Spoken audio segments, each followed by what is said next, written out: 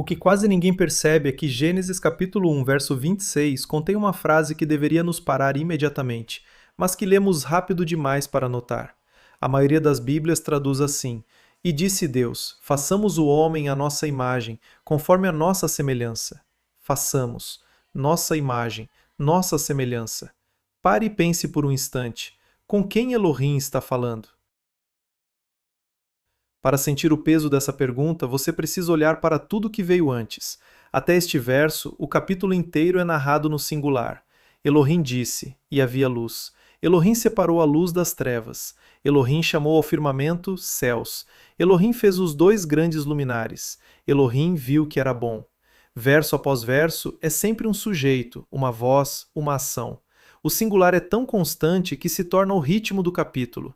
E então, no momento mais importante de toda a criação, no instante exato em que o ser humano vai ser formado, a voz muda.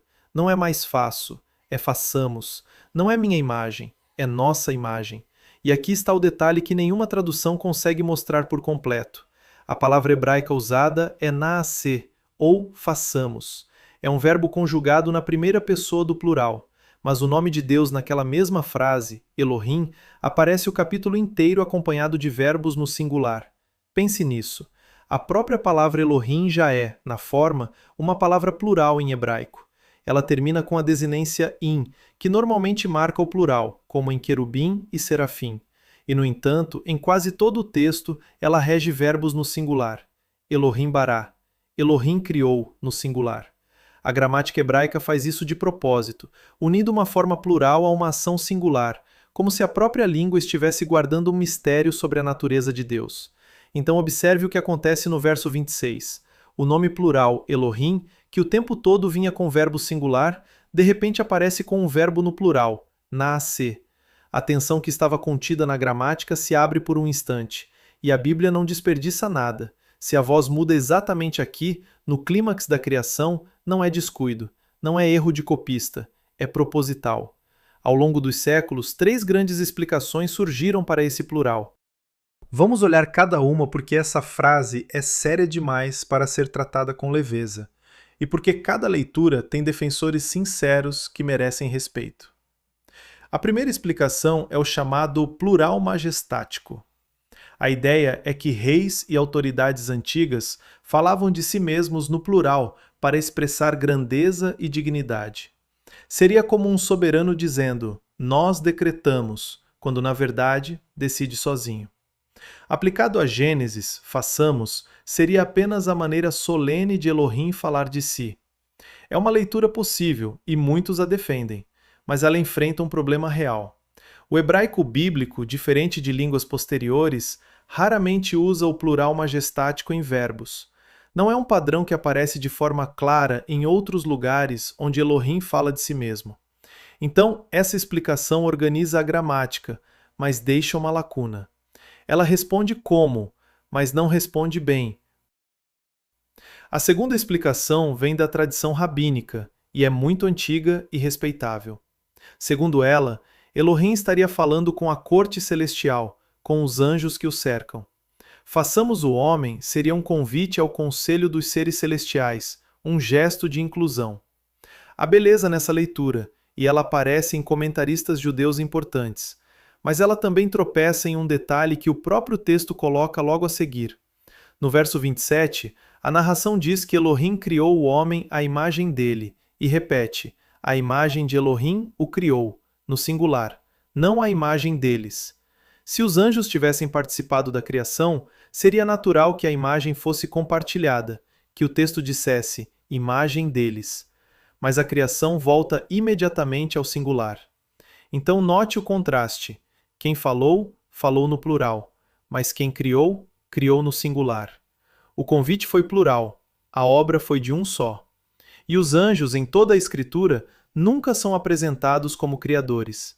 Eles servem, eles anunciam, eles adoram, mas não criam.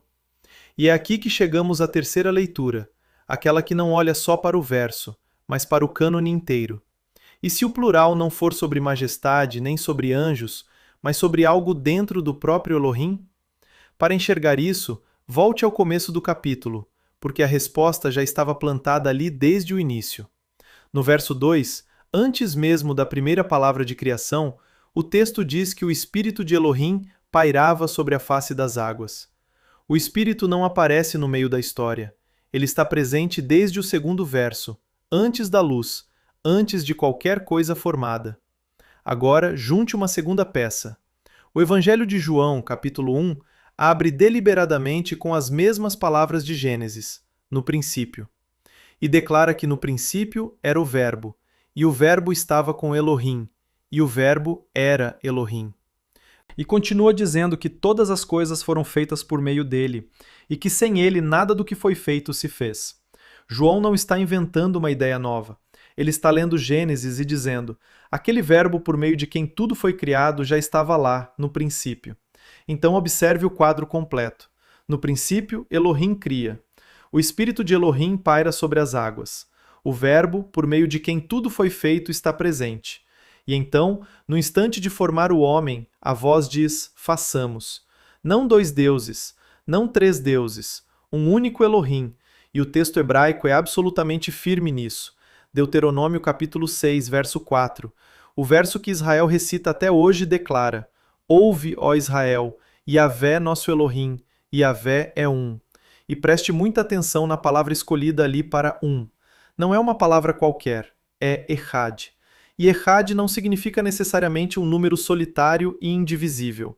É uma unidade que pode conter pluralidade dentro de si. E você não precisa adivinhar isso, porque o próprio Gênesis usa a mesma palavra de um jeito que ilumina tudo. Quando o homem e a mulher se unem, o texto diz que os dois se tornam uma só carne. A palavra para uma ali é Echad. Dois, distintos, unidos em uma só realidade. Echad. A mesma palavra aparece quando o povo responde a uma só voz, muitos unidos como um. Então, quando Israel proclama que Yahvé é Echad, não está negando que haja riqueza e profundidade na unidade de Deus. Está afirmando que essa unidade é absoluta e ao mesmo tempo viva. Percebe o que isso faz com o façamos? A terceira leitura não quebra o monoteísmo, ela o aprofunda. Um Elohim, cuja própria natureza contém uma plenitude que a frase façamos deixa transparecer por um instante, antes de o texto retornar ao singular, para guardar aquilo que Israel jamais poderia esquecer, que Yahvé é um.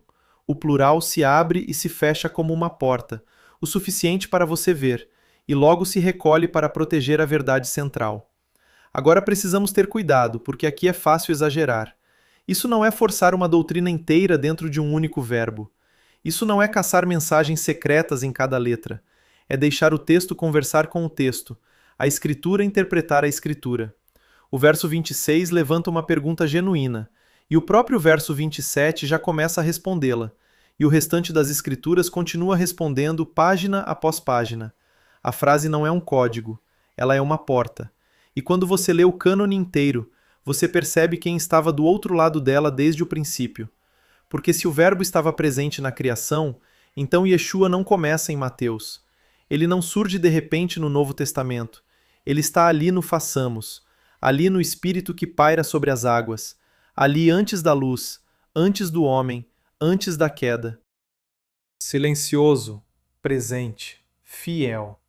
E quando o homem foi formado do pó da terra, a imagem daquele que disse façamos, já havia um plano em movimento, já havia uma aliança a caminho, já havia redenção sendo preparada, antes mesmo de existir pecado a ser redimido. E aqui está a parte que torna tudo isso pessoal e impossível de ignorar. Você foi feito à imagem de Elohim, não à imagem dos anjos, não à imagem de um rei distante e indiferente, à imagem daquele que disse façamos, e em seguida soprou o fôlego de vida no pó. Pense no que isso significa. Você não é um acidente. Você não é ruído no universo. Você não é uma coincidência química sem propósito. Você carrega, na sua própria existência, a marca de quem te formou com intenção. E essa imagem não foi compartilhada com nenhum outro ser da criação. Nem os animais, nem os astros, nem os anjos receberam essa palavra. Somente o homem foi feito à imagem de Elohim. E se o mesmo Elohim que disse, façamos, é o mesmo que declara em Malaquias capítulo 3, verso 6, eu Yahvé não mudo, então o propósito com que você foi criado, ainda está firme. Ele não mudou de ideia sobre você. O plano que estava em movimento no façamos não foi cancelado. Do façamos de Gênesis até o Verbo que se fez carne é o mesmo Elohim, a mesma voz, o mesmo propósito, do princípio ao fim. E quando você começa a enxergar isso, você nunca mais lê façamos o homem da mesma forma, porque a pergunta com quem Elohim estava falando deixa de ser um enigma gramatical preso no passado e se torna a primeira pista de uma história que vai do princípio até o fim e que inclui você. A voz que disse façamos no princípio é a mesma que ainda chama hoje. E a imagem que você carrega não é uma lembrança distante da criação. É um convite a conhecer aquele, a imagem de quem você foi feito.